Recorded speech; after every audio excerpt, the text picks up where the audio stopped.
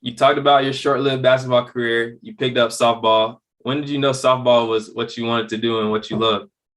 Yeah, so I first started softball, I think when I was in seventh grade. A lot of my friends at my new middle school were playing. I was like, why not? And I liked how the girls cheered, which is so weird to think about. Like that's how I got into it. But a lot of my friends were playing, and I liked how like the social aspect of it at first. Um, and then I remember one year I tried out for my first travel team, the Diamonds, and I got cut from the team. And I was so hurt because all my friends made the team, but I didn't. And I think that's what really jump started my career in softball. That's when I made the decision to like flip the switch. And that's when I wanted to be good. That's when I was like, this is it. Kind of from then on, it's always been full steam ahead.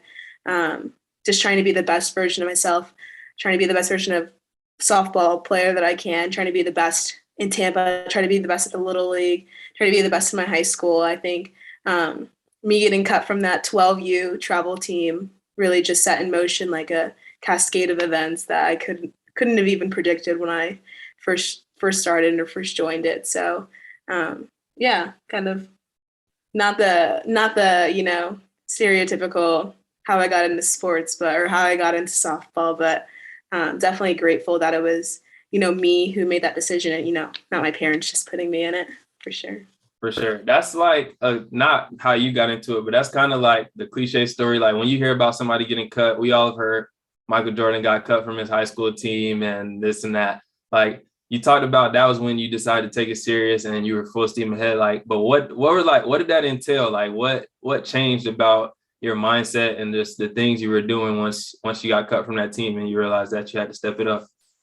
Yeah, for sure. I think that I thought I knew at that point that I was good enough to be on that team, but clearly everyone else didn't think I was good enough. So for me, that was putting in more work than all the other girls did. Coming in with my dad, like he got really committed as well with me coming in, throwing me BP, getting extra ground balls, taking extra reps, and um, one thing I know a lot of kids don't do is like practice outside of their allotted time practices for Little League. So I was coming in every single day, doing the extra conditioning, doing the extra lifting, like just doing the extra steps that I needed to, finding new pitching coaches, finding new hitting coaches, going outside of my little small bubble, getting really uncomfortable in the hard things. That was the biggest piece is being okay with being uncomfortable, being comfortable and being uncomfortable.